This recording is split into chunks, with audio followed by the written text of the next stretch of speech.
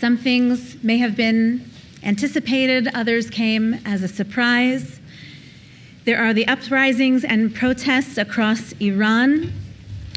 The U.S. captures Venezuelan President Maduro. There are the deadly ICE attacks. On day one of Mamdani's role in the New York City's mayor's office, he has rejected the IRA definition of anti-Semitism, and he has dismantled the city's previously established anti-BDS policies. In Nablus, in the West Bank, at least a dozen masked assailants, presumed to be Jewish extremists, have hurled stones, kicked and beaten 3 Palestinians, and set fire to 4 cars. 3 arrests have been made. And closer to home, the Ontario Superior Court gave its ruling this week concerning the lawyer who works for the City of Ottawa and who last June defaced the National Holocaust Monument with blood-red paint.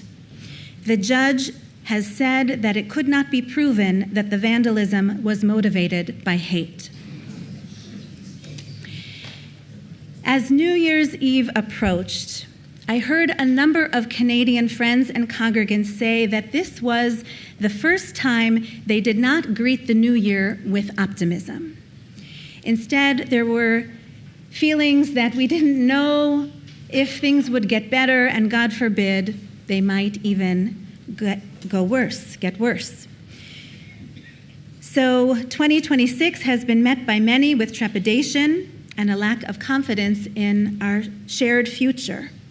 Now, because Jews live in 2 calendars, because we dance the rhythms of both the Jewish calendar with its new year in the fall and the secular calendar with its new year now, we have 2 opportunities to reflect, to see where we've been, and to make commitments for the year ahead.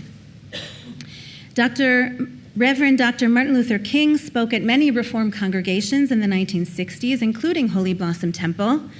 And when Dr. King spoke at Temple Isaiah of Los Angeles in 1960, he taught the following about the difference between optimists and pessimists. He says, an optimist looks back at history and says, look how far we have come. And a pessimist looks back at history and says, we have not made any progress at all.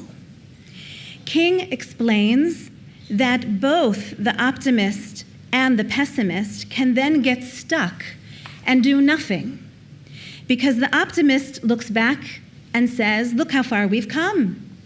Our work is done. We have reached new heights. I can relax now. I can be content with the reality.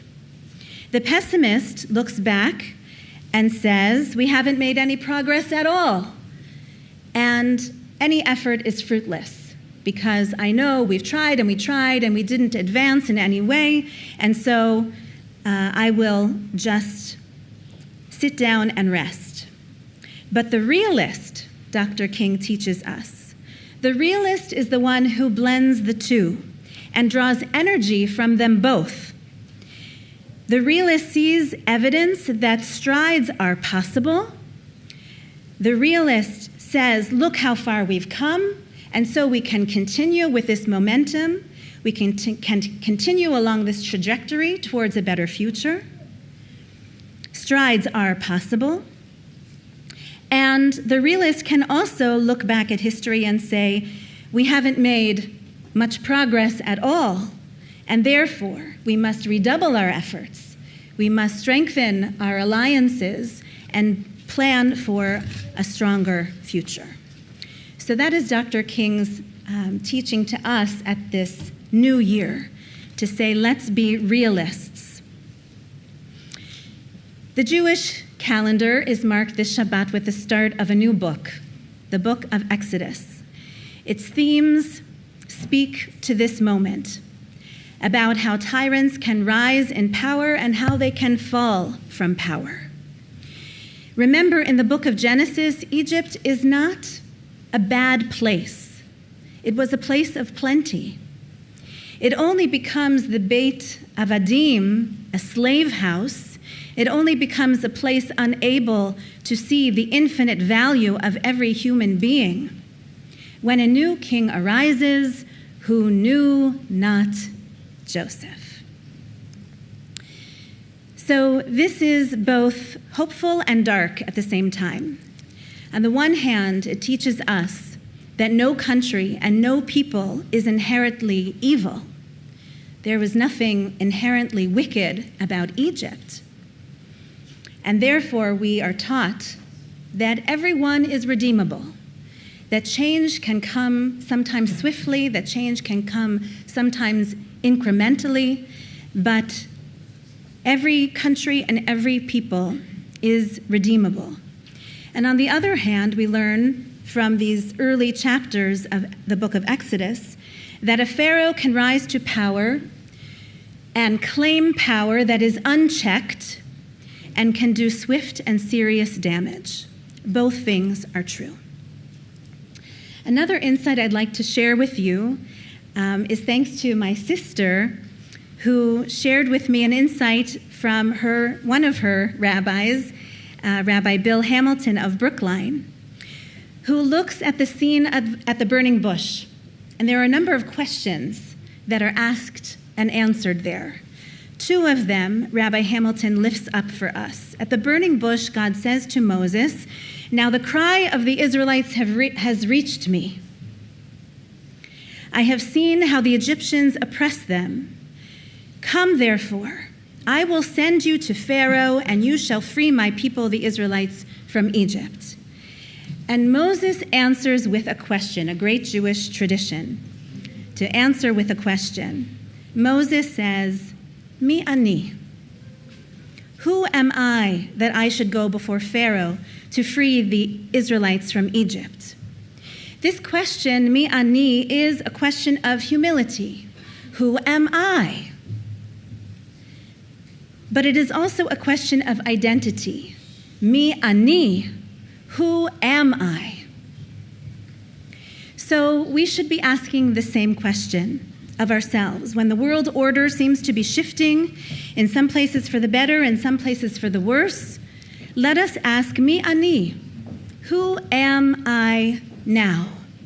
What will I stand up for now? For whom will I speak out now? A second question at the burning bush is posed by God this time. First question by Moses, now this question by God. Ma ze biyadecha? What is that in your hand? And the answer, of course, was Moses' shepherd's staff. That shepherd's staff is used to lead, to direct, to prod, to advance others along the way. Taken metaphorically, the question is about what's in your hand to change? What is in your grasp that you might achieve for the world? What is within your reach? How can you influence the movement and the direction and the momentum of others towards the good and the compassionate and the just? These two questions were not asked in thunder at Mount Sinai. They were intimate questions asked quietly. According to the Midrash, God used the voice of Moses' own father Amram to ask this question so as not to frighten him. These questions were asked in the wilderness where everything was open, everything was vast. Not everything was possible, but many things were still possible. Mi ani, who am I? Ma ze biyadecha, what is in your hand? These personal questions are meant to be asked and answered in very personal ways. And that is what I offer you tonight, a chance to quietly, through prayer and reflection, to ask those very questions of yourselves. Only after Moses answered these foundational questions was he able to find the courage and the insight to move forward into his own future, to his own personal next stage, next chapter. And through that next step, he brought change for himself, for his family, for his own people, and for his fellow human beings. Now, Shabbat is a perfect time for asking these kinds of questions. On Shabbat, we are afforded an extra measure of time to ponder, to wonder, to study, to ask, and to listen for answers. Rabbi Yitz Greenberg teaches that Shabbat itself gives evidence of the dream of a better future, because Shabbat is the foretaste of the world to come. Shabbat gives us a little glimpse into Olam Haba. And so in that way, Shabbat gives us evidence of the dream, and at the very same time, Rabbi Greenberg teaches that Shabbat demands that the dream should also be deferred for a day. Not today, not on Shabbat. The work can begin on Sunday. Today is a sacred day for rest, for restoration, when we restore ourselves, when we fill each other up with a reminder of all that is good. Rabbi Greenberg warns that moral fatigue can set in. Shabbat is both the rhythm of perfection and also what he calls the anti-reality of perfection. And so Shabbat holds a kind of tension, a day to dream of what could be, and also a day to say, not yet. Let today just be for the sacred. The work can wait a day, and then we'll get started and we'll be ready for it. My final insight from the Parsha. At the burning bush, God tells Moses, Ki ehyeh imach, I will be with you. And that will be your sign that it is I who sent you. Shabbat is also described as a sign. Shabbat is also an oat. And so what we experience on Shabbat becomes the sign, the mark of the sacred that we take with us into the week ahead. We carry a hint of Shabbat with us into the work of the week ahead. So these sacred words that we've sung tonight, these sacred melodies that have comforted us tonight, we bring those with us into the week ahead. And the company that we found here tonight in this sacred place, we also bring each other with us into the work week ahead. And the peace and the calm, the shalom that we found here in this little island of Shabbat, we take that with us too.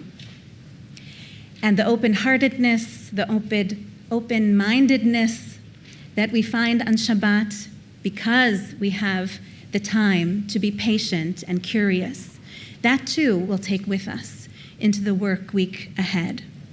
So that every act and every word that we devote and commit to bringing the world to a better place, each one will have a sign.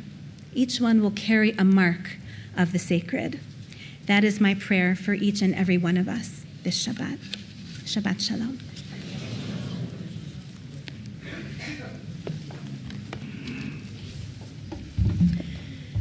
Aleinu l'shabbat.